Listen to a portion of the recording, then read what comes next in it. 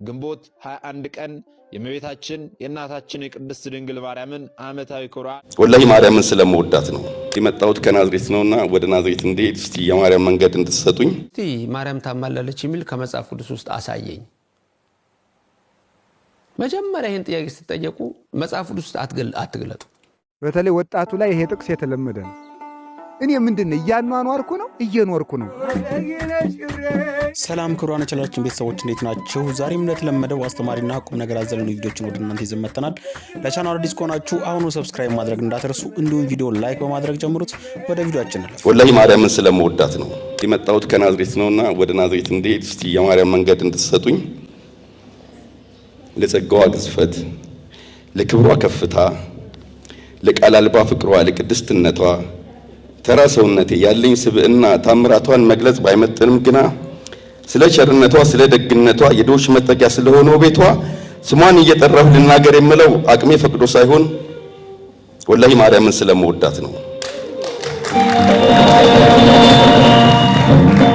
ባልወዳትስ ብርሃነ ሕይወት ማህደረ መለኮት ምልአተ ውዳሴ ሐመልማለ ገነት መዝገበ ብርሃን አክሊለ ንጹሃን ማህደረ ሰላም ቅድስተ ቅዱሳን ምልአተ ፍስሐ ምልአተ ክብር የጅብሪል ቃል ብስራት መንፈሳዊት ሀገር ከኃጢአት አንጽቶ ከፍጥረት አልቆ ክብሯን ከፍ አድርጎ ማዕረጓን ጠብቆ ጸጋዋን አግንኖ አላህ በፈጠራት ማርያምን ባልወዳት ምን አላጎልባት? በስጋዋ ድንግል በመንፈሷ ድንግል ማርያምን ባልወዳት ቆይ ምን አላጎድል? ደግሞ ቀጥራ መምህራን መርጌታ ቀሲስ ሊቀ ሕሩያንን እና አባ ይሄይስ እምነቴን ሳትጠይቅ በግቢ በደብሯ መቅደስ ማርያም ሳይለየኝ ፍቅሯ እንዳይነካኝ ክፉ እየተከተለች ተንከባክባ ድንግል ያላንዳች ክፍያ አስተምራኛለች። ድሮም የማርያም ፈረስ ነው ማርያም መንገድ ስጡኝ፣ የማርያም ብቅል ነው ማርያም የሳመችኝ፣ በማርያም ጣት ታረኩ ማርያም አከመችኝ እያልኩኝ ስላደግኩ ስሟን እየጠራሁ ወላሂ ማርያምን እኔ እወዳታለሁ። ግንቦት 21 ቀን የእመቤታችን የእናታችን የቅድስት ድንግል ማርያምን ዓመታዊ ክብረ በዓል ደብረ ምጥማቅ ብለን እናከብራለን ብለናል። ይህንን ክብረ በዓል ስለምንድን ነው የምናከብረው?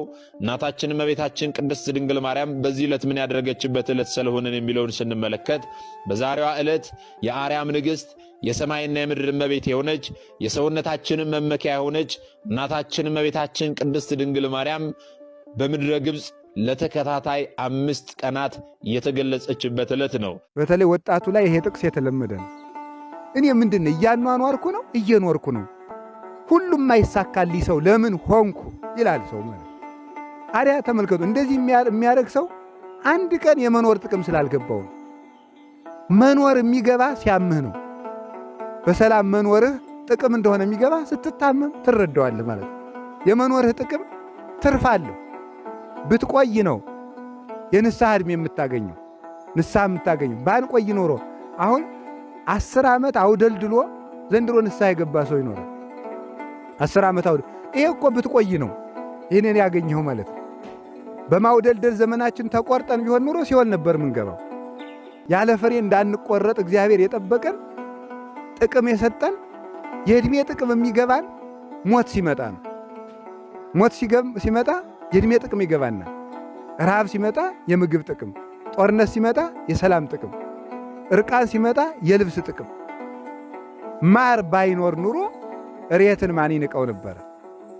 መራራውን አይተን ነው ጣዕም ያላቸውን ነገሮች የምናደንቃቸው ማለት ነው። ስለዚህ ሰው ያለውን በእጁ ያለውን ነገር የሚገባው ሲያጣ ነው። በሀገር የመኖር ጥቅም የሚገባን ስንሰደድ ስናጣ ነው። የወንድም ጥቅም የሚገባን ስንለያይ ነው። አብረን ስንኖር ወንድም እህት ደጀን እንደሆነ አይገባን። የእናት ጥቅም የሚገባን ስናጣት ነው። የአባት ጥቅም የሚገባን ስናጣው ነው። ሁሉን ነገር ስናጣው ነው። አዳም የገነት ጥቅም የገባው ሲያጣት ነው። በእጁ ከተሰጠው ነገር ይልቅ ያልተሰጠው አንድ እንጨት ለአዳም ፈተና ነበረ። ዓይኖቻችን እግዚአብሔር ከሰጠን ብዙ ጸጋ ይልቅ ባልሰጠን ባጣናቸው ጥቂት ነገሮች ላይ ያርፋሉ። ዲያብሎስ በሚያመጣው ፈተና ምክንያት ማርያምን እያለ ባንቺ የሚምለው ያ ልጅሽ አወቅሽው ሱሰኛ ዘማዊ ሰካራም ሌባ ነው። እሷ ትሰማለች አንገት አዘን ብላ ከኃጢአቱ ይልቅ ያ ልጅሽ ያሉትን ምነው በደገሙት በጠሩልኝ ብላ። እንደ ቀራጩ ሰው ደግመው ቢጠሯችሁ እንደዚህ ነው እንዴ? እንደዚያ ናት እንዴ? እያለ ዓለሙ ሐሳብ ቢሰጣችሁ እንደዚህ መልሱ። አዎ በደል ተሞልቼ ነውርን ያገሳሁ ኃጢአትን በልቼ ከሰውም ከራሴም ዓለም ያባረረኝ አንድ ብቻ ወዳጅ እግዚአብሔር የቀረኝ። አዎ በትክክል እንደሱ አይነት ሰው ነኝ። አዎ እንደዛ አይነት ሰው ነኝ። እንግዲህ ያቺን ሴት ዘማዊ ናት ሲሏት ሲገፏት ከገዛ ጌታዋ ወስደው አደረሷት። እናማ ይግፏቸው፣ እናማ ይጣሏችሁ፣ እሱ ፊት ብትወድቁ ሌላ ምን ሻታችሁ? ዓለም ተሰብስቦ ድንጋዩን ቢያነሳ ወግሮ ሊገድላችሁ በንብርክክ ድረሱ ወደማይጸየፍ ብቸኛ ጌታችሁ። እንግዲህ ይግፏችሁ፣ ወደማትተወን ወደ ድንግል ማርያም ወስደው ይጣሏችሁ። እስቲ ማርያም ታማላለች የሚል ከመጽሐፍ ቅዱስ ውስጥ አሳየኝ። መጀመሪያ ይህን ጥያቄ ስትጠየቁ መጽሐፍ ቅዱስ ውስጥ አትግለጡ።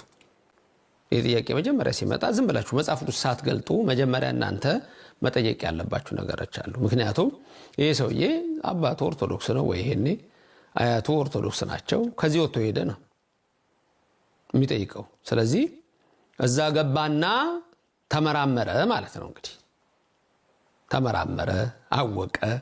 ስለዚህ ማርያም በመጽሐፍ ቅዱስ ውስጥ አታማልድም የሚል ቃል አለው ማለት ነው። ምክንያቱም እስቲ ማርያም ታማለለች የሚል ከመጽሐፍ ቅዱስ ውስጥ አምጣልኝ ነው ያለ።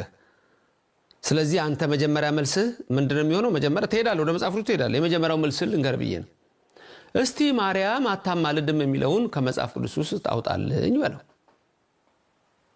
ይሄን ከድሮ ጀምሮ የምናገረው ነገር ነው። በነገራችን ላይ ከድሮ ጀምሮ ነው የምናገረው። አታማልድም የሚለውን እስቲ መጀመሪያ ከመጽሐፍ ቅዱስ ውስጥ አውጣልኝ። እሱ አንዱ ጥያቄ ነው። ከዛ በኋላ ግን እስቲ አንዳንድ ነገሮች እንመልከት።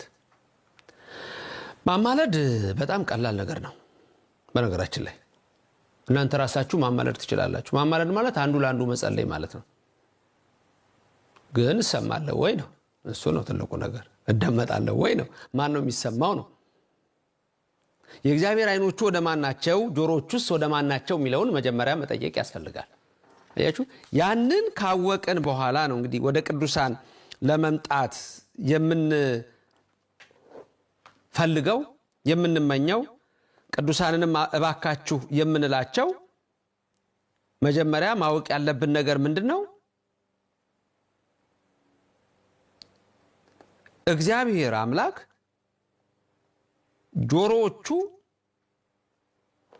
አይኖቹ ሁሉ ወደ ቅዱሳን ልመናዎች ናቸው ተብሎ ተጽፏል።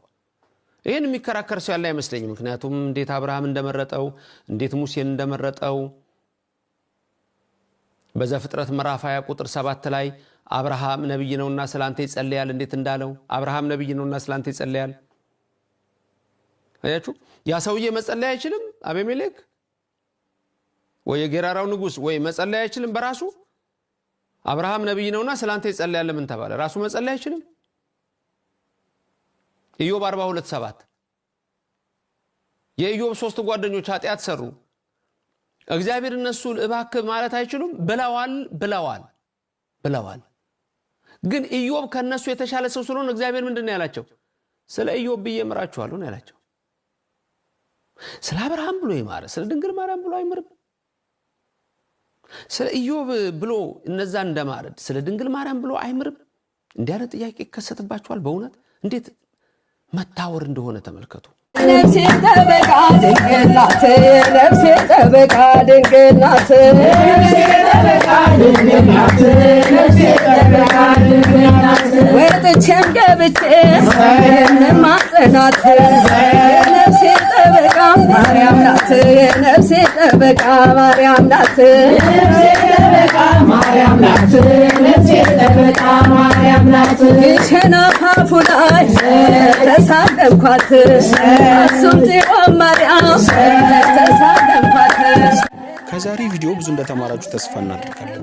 በቀጣይ እስክንገናኝ ድረስ መልካም ጊዜ፣ ቸር ቆዩልን። ማርያም ናት፣ ነፍሴ ተበቃ ድንግል ናት፣ ነፍሴ ተበቃ ማርያም ናት፣ ነፍሴ ተበቃ ማርያም ናት ዛንገና